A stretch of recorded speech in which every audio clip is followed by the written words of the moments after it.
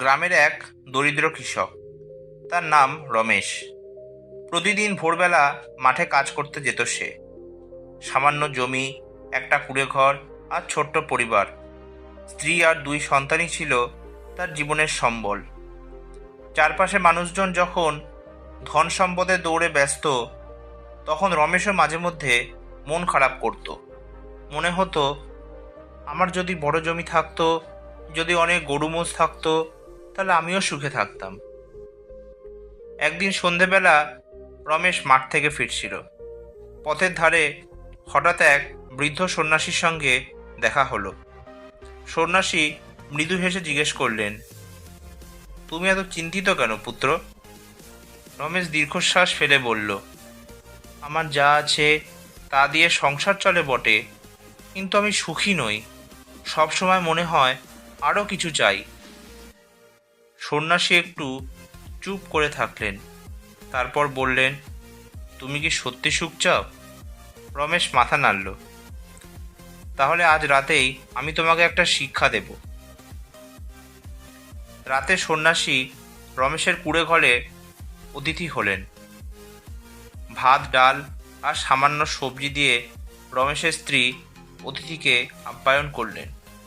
খাওয়ার পর সন্ন্যাসী বললেন, তোমার যা আছে তার জন্য তুমি কৃতজ্ঞ কিনা ভেবে দেখেছ?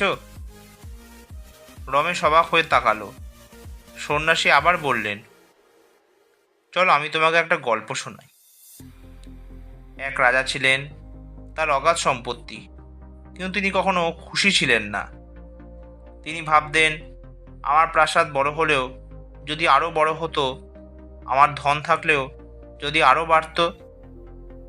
একদিন এক দরিদ্র লোক তার প্রাসাদের সামনে বসে ভাঙা বাঁশি বাজাচ্ছিল আর আনন্দে গান গাইছিল। রাজা আশ্চর্য হয়ে জিজ্ঞেস করলেন, তুমি এত সুখী কেন? লোকটি হাসি মুখে উত্তর দিল, আমি প্রতিদিন ভগবানের কাছে কৃতজ্ঞতা জানাই, কারণ আমার চোখ আছে উপভোগ করার জন্য, কান আছে সুর শোনার জন্য, পা আছে হাঁটার জন্য। আমি জানি আমার যা আছে তাই যথেষ্ট। রাজা তখন বুঝলেন, সম্পদে নয়, কৃতজ্ঞতাতেই সত্যিকারের সুখ। গল্প শোনার পর রমেশ সারা রাত ভাবল, তার ছোট্ট পরিবার, স্বাস্থ্য, শ্রম করার শক্তি, মাথার উপর ছাদের মতো কুঁড়ে ঘর, এগুলো তো ভগবানের অমূল্য দান। অথচ একদিন সে শুধু যা নেই তার দিকেই তাকিয়ে থেকেছে। পরদিন সকালে ঘুম থেকে উঠে রমেশ নতুন দৃষ্টিতে চারপাশ দেখল। উঠোনে তার ছেলেমেয়েরা খেলছে, স্ত্রী হাঁসফাঁস করে খাবার বানাচ্ছে।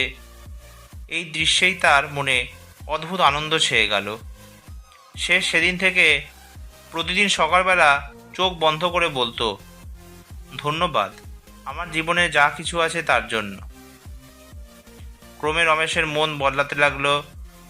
সে কাজ করতে গিয়ে অভিযোগ করতো না, ফসল সামান্য হলেও আনন্দের সঙ্গে ভাগ করে নিত। অদ্ভুতভাবে তার জীবন সুখে ভরে উঠল।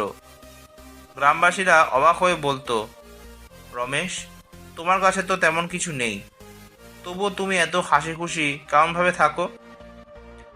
রমেশ মৃদু হেসে উত্তর দিত, সুখ বাইরের জিনিসে নয়, মনেই থাকে। কৃতজ্ঞতা যদি শিখতে পারো, তাহলে সামান্য জিনিসেও আনন্দ খুঁজে পাবে। আমাদের জীবনে প্রায়শই আমরা যা নেই তার পিছনে ছুটি, আর যা আছে তার মূল্য বুঝি না। অথচ কৃতজ্ঞতার শক্তি আমাদের মনকে শান্ত করে, জীবনে সুখ আনে। ধন সম্পদ, সম্মান, পদমর্যাদা সব কিছুই ক্ষণস্থায়ী, কিন্তু কৃতজ্ঞতার মনোভাব আমাদের প্রতিটি মুহূর্তকে আনন্দময় করে তুলতে পারে। তাই মনে রেখো, যা আছে তাতেই সুখী হও। কৃতজ্ঞতাই প্রকৃত আনন্দের চাবিকাঠি। আজকের ভিডিওটি এই পর্যন্তই। গল্পটি ভালো লাগলে প্লিজ ভিডিওটি লাইক, শেয়ার আর চ্যানেলটি সাবস্ক্রাইব করতে ভুলবেন না। আবার নতুন গল্প নিয়ে আমি আপনাদের সামনে উপস্থিত হব। ধন্যবাদ।